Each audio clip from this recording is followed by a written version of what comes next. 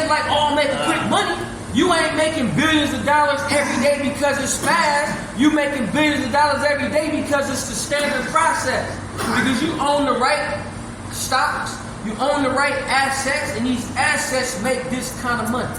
I'm trying to tell people, if you can buy a piece of Microsoft, which what Bill Gates owned, then and he made billions, and you got millions, why you ain't buying the same stocks he buying?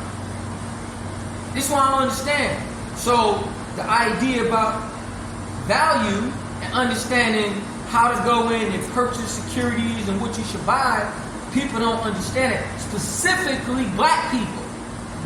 Black people don't understand how to value these assets, which is very simple to value, but they complicated it by making all this shit seem so far out of space that black folks say, and minorities, I don't want to do it. I'm cool. That's white folks stuff. That's bullshit. White folks invented it, but it ain't their stuff. They allowed everybody to benefit off the opportunity to participate in the stock market because it's open for every man to play. Penny stocks. The penny stocks? My question is that, what are these penny stocks and what do they mean to you now that you're out? I mean, what benefit are they? So this is the thing about penny stocks. And I talked about this when I was in the pen on one of my videos. Penny stocks are crap companies by design. They're pennies. Anything with the word penny in it ain't shit. It's a penny. Now, if you got 20 million pennies, obviously it's a whole bunch of money. But essentially a penny ain't nothing. So no one would give any real value to a penny. So if you put the word penny in penny stocks, it holds a certain kind of value. But if you take people who marginalize, or people who cheat, or people who looking for bargains, then penny stocks become attractive. Because I'll just take my little bit of money and go buy some penny stocks. But what they don't understand is the word penny is just that, one penny. And how much can you buy with 1 cent? So, if you can't buy much for 1 cent, but I put the word penny in my name, how much value is it really gonna have if ain't nobody gonna give me shit for the coin that I got? Which means in my name it don't mean nothing. So the word penny stocks means that these are companies whose stock prices trade below $1. And essentially, but not always, the stocks are crap companies, pump and dump schemes, people that started companies and they're not really giving all the information to the Security and Exchange Commission. So if your stock is a penny stock, you don't meet certain qualifications, that means that you don't have to register the same way the big companies do. You don't have to talk about all your financing the same companies do because you don't fall under the same regulatory scrutiny, right? So you don't have to do it. So you can come out and say, how much money did you make this week? Non-listed. We don't want to speak about it. Now, that don't mean we made nothing. Don't mean we made nothing. But if you don't want to talk about it, I can imagine it might not be good. Hell, if the information was great, you tell me, man, we made 20 million. But if you saying you don't want to tell me nothing, I got to think it's some suspicious why you wouldn't tell me if you made a bunch of money. So that's the kind of idea of penny stocks.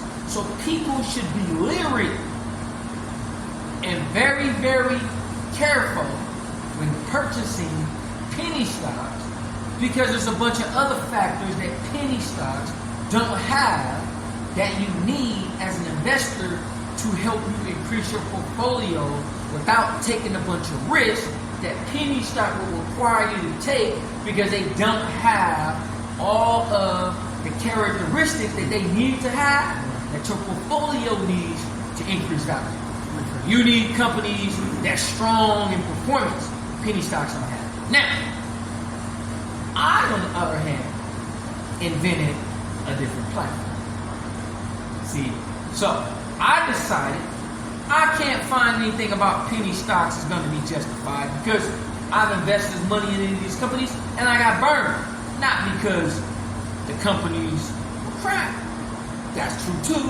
Well, because I was a little emotional about it, and I thought because it was a penny stock, merely that it was 20 cents, it was great to buy. Just because it's cheap don't mean shit.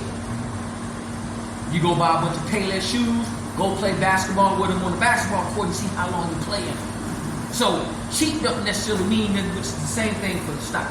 So I decided I'm not going to buy penny stocks.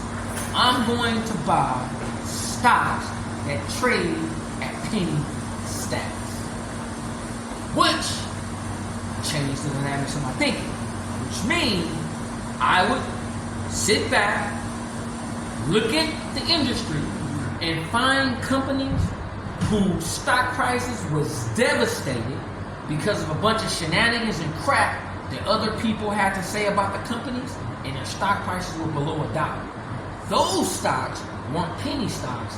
They were stocks traded at penny status, but they were below $1, and I can get huge valuation. And one of the companies I did that was great valuation for that was Party City. They in bankruptcy now. When I first bought Party City back during the pandemic, I think I got them at like 50-some cents, something like that. They went to $13. Now I didn't hold on to them for that long, but you know, there was a stock that was trading at penny status. It wasn't a penny stock. That's not where it originally started. It's a different day. So that's something that I invented myself. Penny status is my own invention. It's my own technique that I use to trade because penny stocks wasn't something that I could justify trading to my people who I was trading stocks with because I knew penny stocks were crap companies. So if I tell them to buy the stock and I knew it was crap company, then how can I justify the losses that we took if I knew the stock was crap? So I had to come up with a way to find companies that traded in the same price range, but were undervalued as a